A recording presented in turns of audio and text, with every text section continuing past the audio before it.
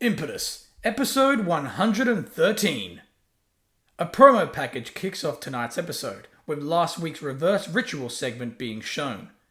With Susan being kidnapped by Immunity, it forced Skar to halt his wanted attack. Threatening the sister with bolt cutters to the nose and the brother with a frickin' branding iron to the face, Finch's dastardly goal to return Rochelle's soul was about to succeed. However, with the lights going out, back from the dead came Dominick Silver. He who was once the siblings' biggest enemy came back to protect them? After an intro to the show, promotions of the episode is seen. Once again, Ryan Walsh commentates tonight's show solo. He welcomes us by advertising the World Impetus Championship match taking place tonight. Greg Williams takes on Johnny Fabuloso, with a rematch set for Hunt You Down, who will enter the pay-per-view as champion. Also, Warren Jaxon calls out Barry The Bogan. Insulted that the Aussie left the arena last week, the champion calls out his supposed challenger. And Skar wants answers. Apparently, the chaotic creature is furious with the return of Dominick Silver. Enter Triple J. Enter Empire. Ready for the bell to ring for the first time in the evening, both teams are stopped due to the destruction of Skar. The monster destroys all bodies in the ring, followed by an entering and worried Susan who tries to calm him down. Skar then grabs the mic with rage, calling out Dominick instantly. Skar tells Dominick that he's supposed to be dead, and apparently he's not. Skar is convinced that Dominick's actions last week were to purely show that he is back and ready for another war. With Susan trying to calm her brother down, Skar ignores her and has no problem in sending Dominick back to the river once again, ordering that ugly son of a tree Brance to come out here and restart their war.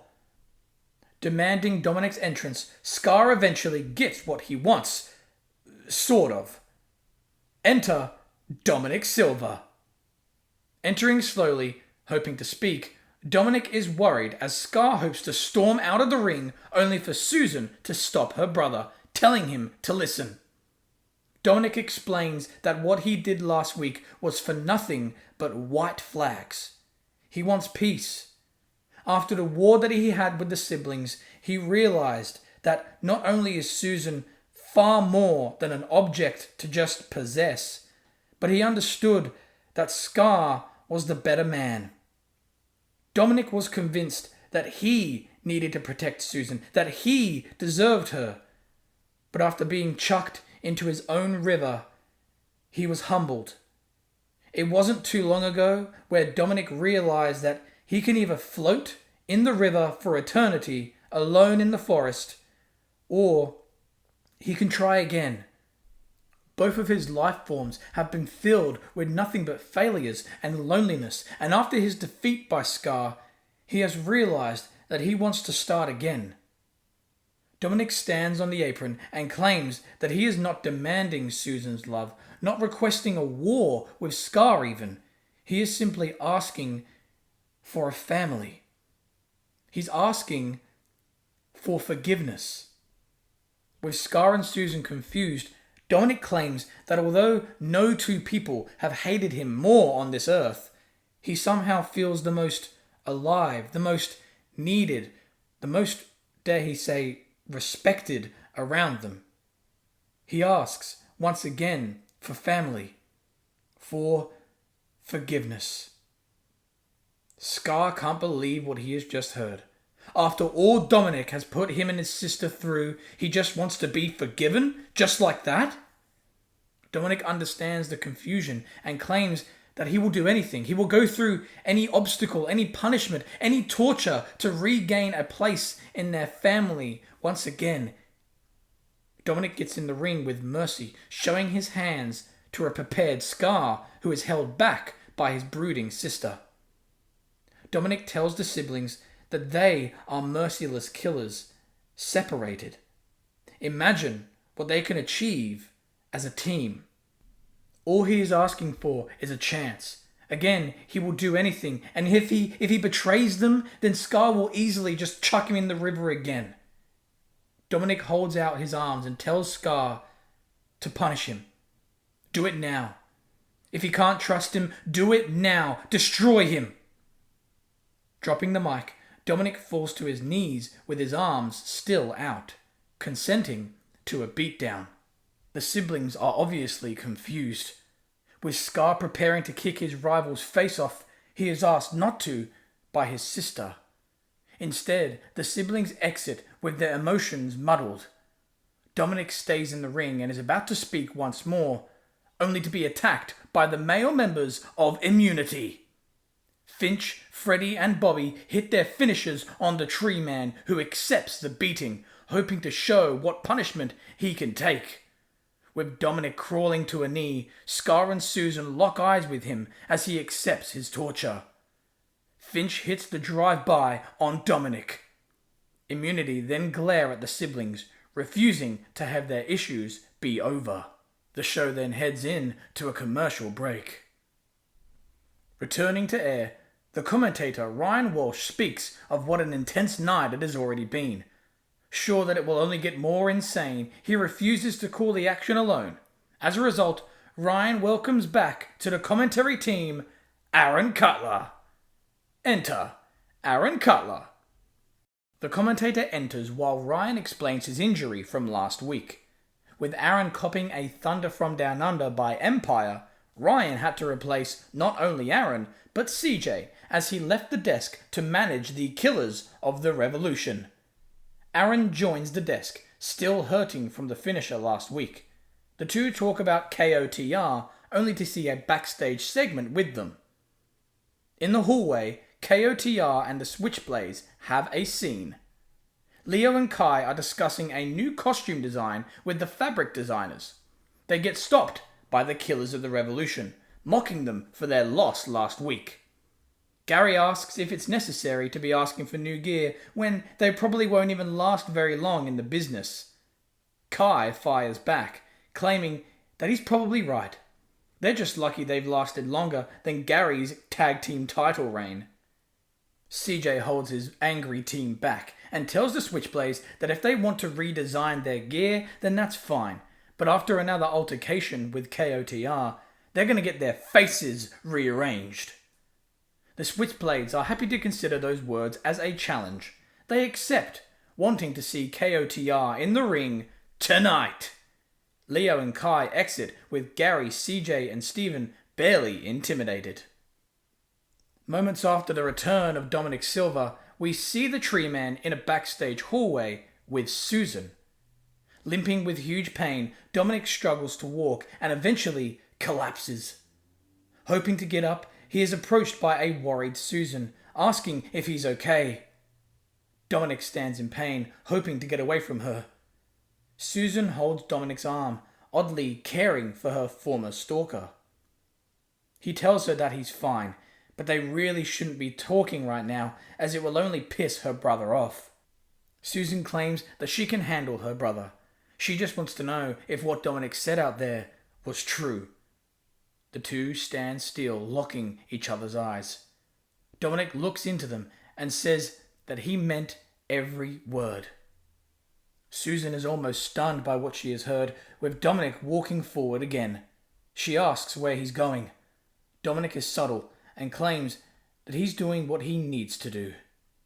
With Dominick limping on, Susan is left to wonder. Returning to action, enter Jimmy Sparrow. With a new attitude, Jimmy enters with a smile, happy to be wrestling. Enter Chris Vortex. Vortex enters, once again without a partner. It looks as though the vegan is going to try and prove himself in singles competition, or he's simply run out of teammate options.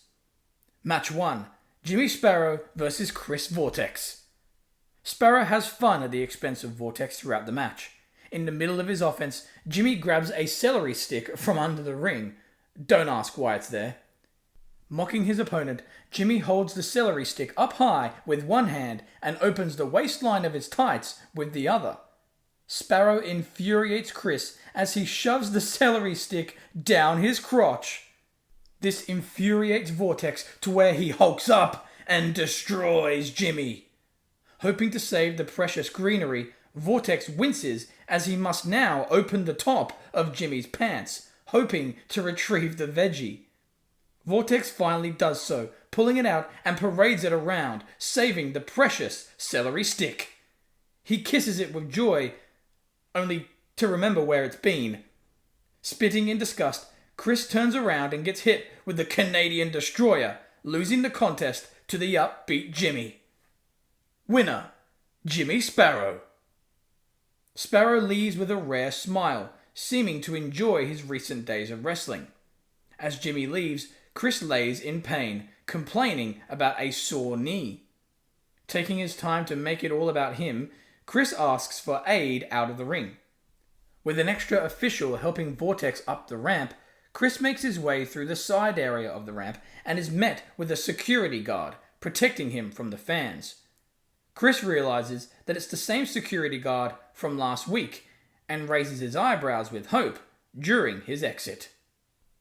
With the World Impetus Championship match coming up later tonight, we then see Johnny Fabuloso in the hallway, in gear and warming up, only to be stopped by a phone call.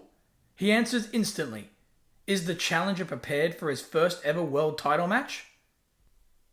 We then cut to another Dominick Silver segment, this time in Immunity's locker room. Finch is seen pacing with the ritual book in his hands. Bobby and Jerry ask what their leader is doing. Finch snaps, claiming that he is trying to learn the text. Told that he doesn't even know what language the script is in, Finch yells, claiming that he can try and figure it out. Trying to read the foreign words, Immunity are stopped by the appearance of Dominick Silver. In pain, Silver tells Immunity that their beatdown from earlier was cute and challenges them to finish the job. With Dominick leaving the room, Immunity scowl. With Impetus returning from a commercial break, tonight's schedule is advertised. Just announced, a 3-on-1 handicap match will take place between Dominick Silver and Immunity. Is Silver hoping to gain Skar's respect? And the World Impetus Championship match between Greg Williams and Johnny Fabuloso will take place, with a rematch set for Hunt You Down, who will enter the pay-per-view as champion. Also, Warren Jaxon calls out Barry The Bogan. However, Warren may not be able to get his wish, as the commentators have just received word that Barry is located in a local bar and has been found by Wazzy D. The show then cuts to Wazzy D seen walking in the parking lot area of a local pub. With the cameraman following him, Wazzy asks him if this is where they saw Barry. Wazzy walks through the building and eventually finds Barry, seemingly drinking away his sorrows at the bar. Wazzy hopes to bring Barry back and apologizes for their fight last week. But apparently, Wazzy has got it all wrong. Barry drunkenly slurs his words with a smile and half-closed eyes, claiming to be enjoying his new life. He has a standard 9-to-5 job now and comes to the pub every night for a great bevy after a hard day's work. Job? Standard? 9-to-5? Eh? Wazzy wants to know what job Barry could possibly have gotten. I'm a tradie, Barry says oh so delightfully, fixing roads and digging up dirt and stuff. Wazzy wants to know if he's going to come back to Impetus. After all, he still has a huge title match to capitalize on. Barry answers that question with a question of his own. Which beer is his? Wazzy and Barry look at the table with one beer placed on it. Wazzy lets him know that he's seeing double and is clearly wasted. As Barry searches for his drink, Wazzy tells Barry to come back to Impetus as he can't clear his guilty conscience, thinking that their fight has something to do with it. Barry gets emotionally drunk, leans on Wazzy's chest and tells him that he loves him, only to pop up and tell him that yes, it's all his fault. With Wazzy surprised, he tells Barry that he was angry about losing the Vitality match. He thought he was on his own journey to winning the title, and to have it stolen from him by his own partner, it just made him jealous and pissed off. Last week, Wazzy blamed Barry for everything. He knows now and even knew last week that he was being selfish. Okay? Barry accepts the apology, but claims that there's more to it. Since their fight, Barry has realised that he may like battering people's heads in and may miss thonging those sooks that we call opponents, but Barry has simply gotten over it all. He can't be bothered with the locker room, can't be bothered with those insecure losers who don't even know what a hard day's work is. He just wants to work, have a beer, go home, go bed. Wazzy doesn't want to hear Barry's words and hopes to pull him out of his chair, believing that is simply the beer talking. Barry stays put, telling Wazzy that he's done. Drunk and disorientated, Barry says that he's done with wrestling and doesn't need the two that stand before him to hold him back any longer. A drunk Barry then slumps on the bar and sleeps. Wazzy leaves his friend worried. Back to the action. Enter the Switchblades. In the early days of their young careers, Leo and Kai have made a great first impression in the tag division. Can they form a win in order to heighten their reputation, though? Enter Killers of the Revolution. The Switchblades may have to wait a little longer for success, as they are facing a greater pairing of singles wrestlers who provided a great showing last week, despite their dirty antics.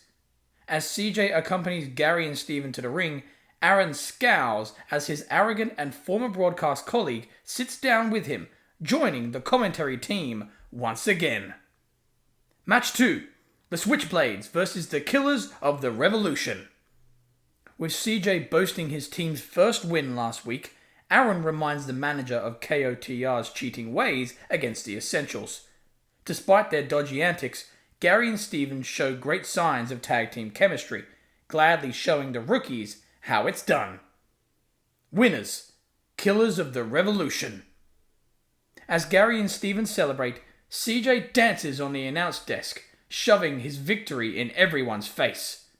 Aaron can't stand to see the arrogance, to the point where he grabs CJ's foot and pulls it quickly, making the manager fall flat on his face at ringside.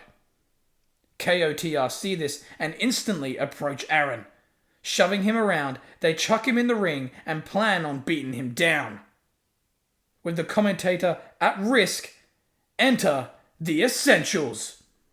Josh and Freddie storm out to the ring, only for Gary and Steven to retreat.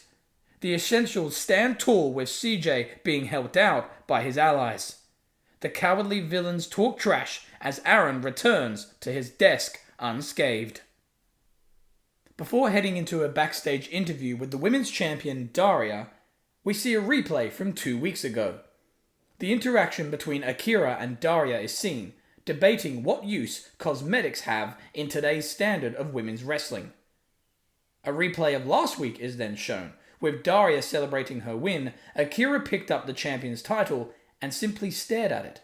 She looked at the champion from the outside and simply placed the gold in the ring, allowing Daria to pick it up all by herself.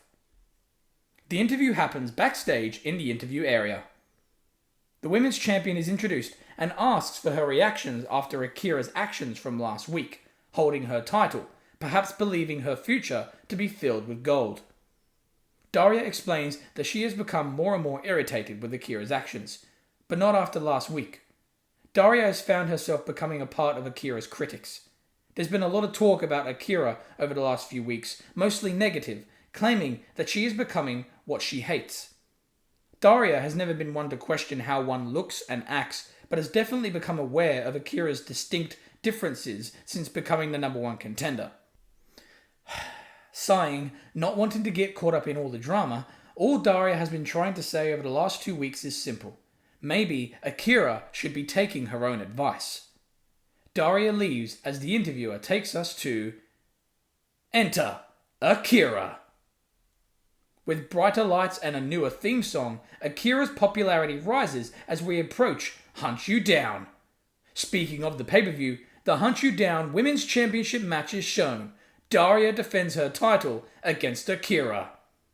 Ready to face Akira right now, enter Kelly Sales. Match 3, Akira versus Kelly Sales. Winner, Akira. After the match, Akira has a huge smile and celebrates with the front row, engaging with some young female members of the audience, young girls, happy to provide them with inspiration. More women of Impetus seem to be raising their own tension as we head into a backstage locker room segment with Jade Williams and Jacinta. Jade is seen in her locker room only to be approached by a stressed Jacinta. Jacinta asks where Jade was last week. The giant seems confused, asking what she means. Jacinta composes her anger and calmly reminds Jade of the conversation that they had 2 weeks ago, assuming that they had a deal. Jade remembers Jacinta's offering of an alliance, but makes it very clear that she said she'd think about it. Jade turns away, with Jacinta biting her fingernails with silent rage.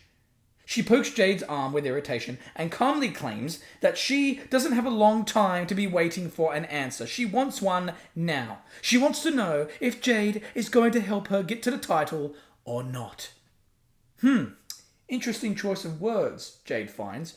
She was under the opinion that they would both be helping each other to get to the title, not just Jacinta. Clearly lying, Jacinta claims that's what she meant, okay? She asks once again if they have a deal. Jade thinks, and she agrees. With Jacinta relieved, she only gets more stressed. You see, Jade claims that she has a different idea, though. This time around, she thinks it would be best if they did indeed do the whole employee and employer tactic, just like before. With Jacinta pleasantly surprised, her eyes widen as Jade claims that in order for this plan to work, she should be the employer and Jacinta should be the employee. With Jacinta speechless, Jade states that she wants as much control of her career as possible. As a result, she wants Jacinta on her payroll. Jacinta is stunned and is asked if the deal remains the same. Do they have an alliance? Think about it. The two will help each other become the next challenger. One helps them win the title and then receives their own match for the gold.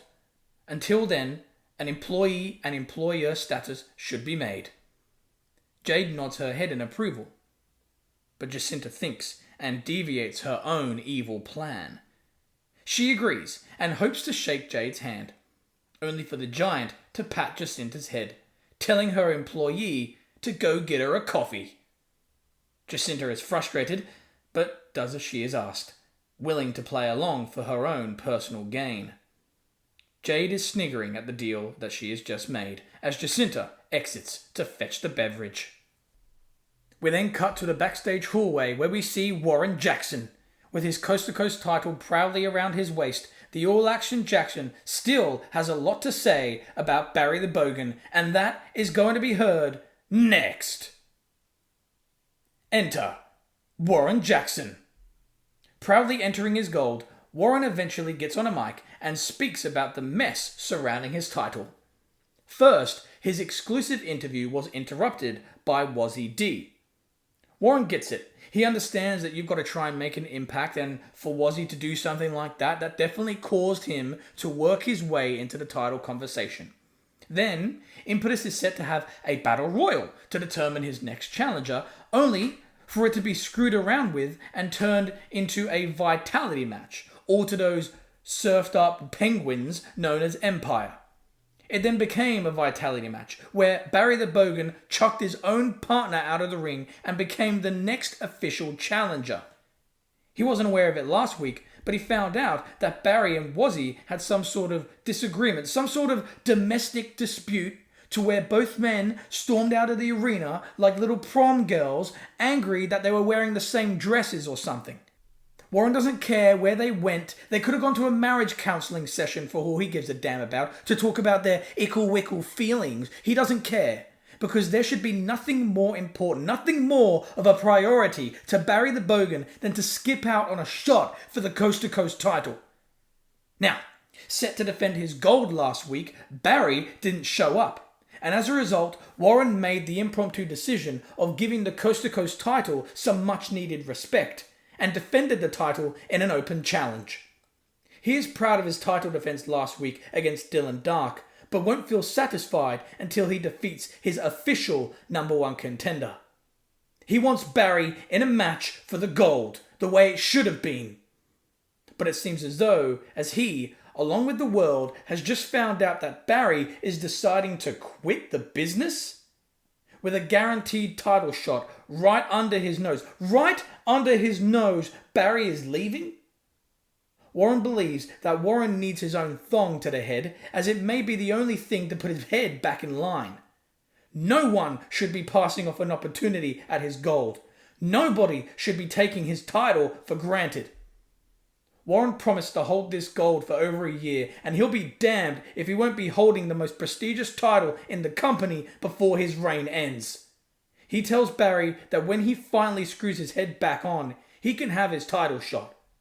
When Wazzy stops being a selfish prick, maybe he can work his way into a title match as well.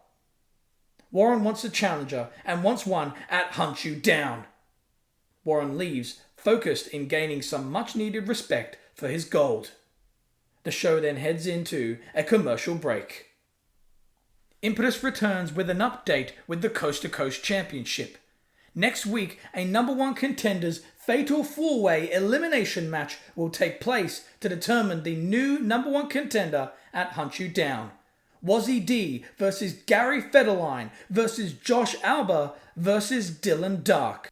With Wazzy D the runner-up of the Vitality match, Dylan Dark the winner of the first Battle Royal, and Gary Federline and Josh Alba involved in the Final Four, the best contestants have been chosen to compete in order to become the next challenger.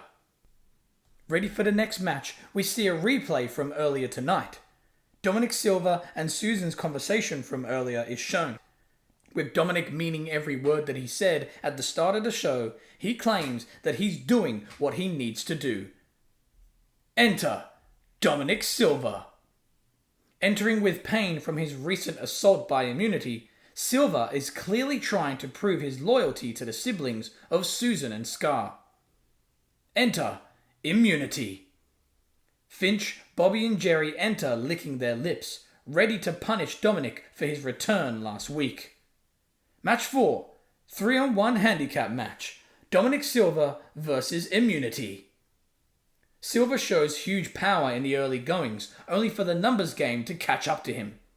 Led by the voice of Finch, Immunity beat Dominick down with vicious strikes and moves, only for the Tree Man to constantly keep kicking out, showing determination. Setting him up for the drive-by, Finch prepares himself in the corner, only for Susan to run down to the ring.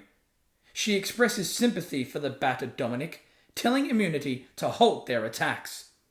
With Immunity laughing at Susan's weakness, the sister is stopped as she gets turned around at ringside by an irritated Skar, asking what the hell she's doing. The siblings then argue mid-match, with Skar not wanting her to be fooled by Dominick's tricks. He thinks this is all a setup. Susan tries to tell him otherwise, but a stubborn Skar doesn't want to hear it. He gets told by Susan to maybe understand what Dominick is trying to do. In the middle of their debate, Bobby and Jerry have had enough and push Skar forward into the turnbuckle head first. This also sends Susan backwards, smacking her skull against the steps. With the siblings down, Finch orders his team to bring Skar into the ring. Remember, all mid-match, Bobby and Jerry place the injured Dominick and Skar on their knees in the ring, allowing Finch to set up for a double drive-by kick. Before acting, Finch is stopped yet again by Susan, who stands on the apron with pain and rage. About to enter the ring, her back is whacked with a steel chair, held by the appearing Angel. With Susan falling to the outside, it allows Finch to hit that double drive-by kick on the brother and former stalker. Finch covers Dominick for the win.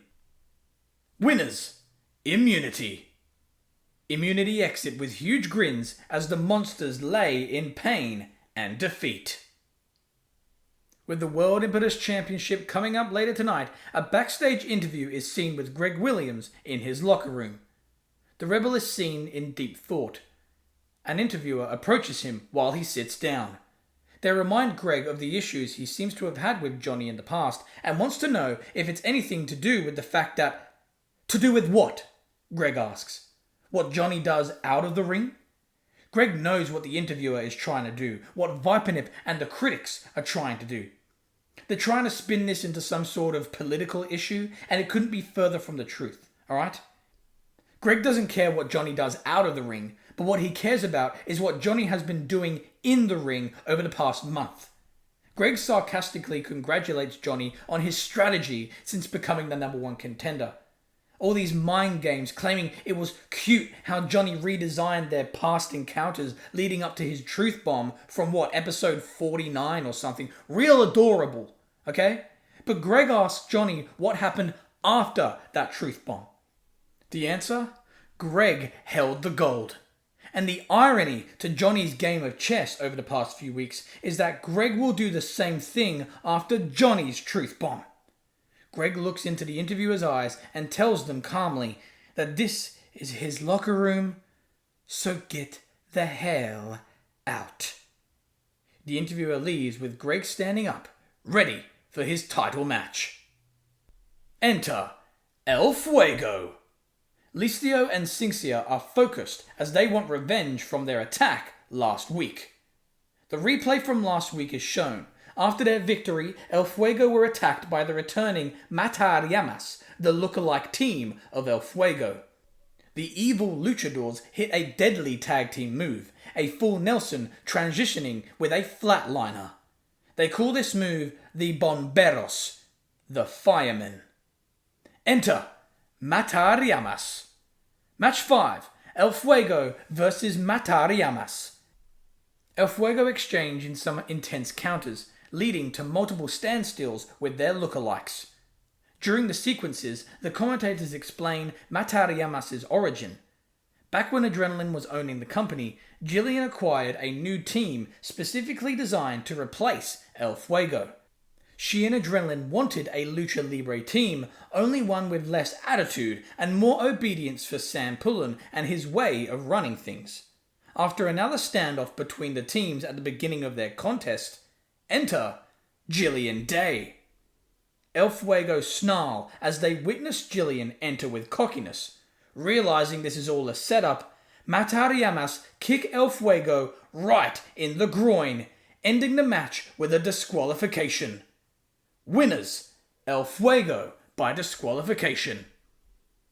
With El Fuego the winners, they have fallen to the floor in pain, allowing Jillian to get in the ring and announce a new team that she is now managing. A team that will be guided by her into a new stratosphere. A team that respects her. A team that will do what they were designed to do from the beginning. And that is destroy El Fuego.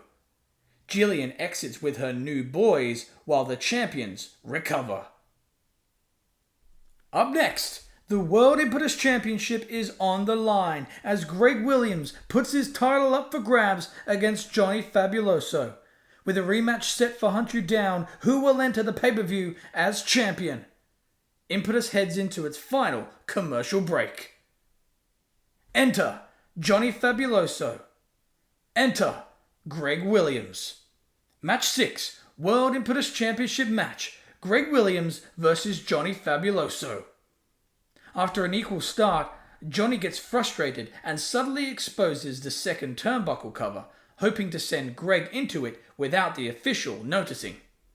With Greg reversing the attempt halfway through the contest, the match continues with the champion eventually gaining momentum.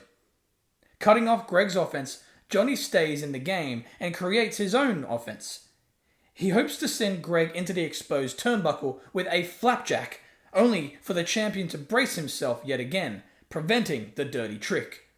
However, he turns around and walks right into the no alibi from the model. Hitting the champion successfully with his finisher, Johnny covers, only for Greg to kick out at the latest of 2 counts. With Johnny shocked, he looks to the stage for answers. Furious with his finisher being kicked out of, Johnny sets up in the corner and gets angry. Huffing and puffing, Johnny strips down his knee pad, taunting a scrutiny of his own to the champion. As Greg recovers, Johnny charges. Somehow, in mid-air, Johnny's raised knee is pushed underneath him by Greg, forcing him into a front bump and landing on his stomach into the smoothest transition of the triangle choke you have ever seen.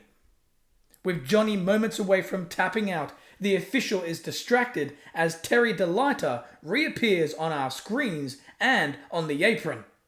Waving his hands frantically, trying to get in the ring, Terry continues to distract the official, allowing Johnny to stand despite still being in the submission. With his legs straightened and his body bent over, Johnny is able to gouge the eyes of Greg while in the hold. Using the dirty tactics allows Johnny to reach the ropes, causing the official to eventually break the hold. With Terry now at ringside cheering his client on, he witnesses Greg stumble in the corner with pain in his eyes. Hoping to take advantage, Johnny charges for the champion, only to be delivered a drop toe hold into the exposed steel. Grabbing his mouth instantly, Johnny doesn't stop doing so, even while being hit with the Gordo cutter and pinned for the 1, 2, 3. Winner, Greg Williams. Greg recovers in fatigue and raises his title with one shut eye, pissed off with the dirty antics. As he celebrates his gold, Terry enters the ring and aids his client, who is still holding his mouth with huge pain. Blood is then seen pouring from Johnny's lips while Greg raises his title. Despite reuniting with his manager and having one last shot at the Hunt You Down pay-per-view, Johnny's gorgeous face has been busted wide open.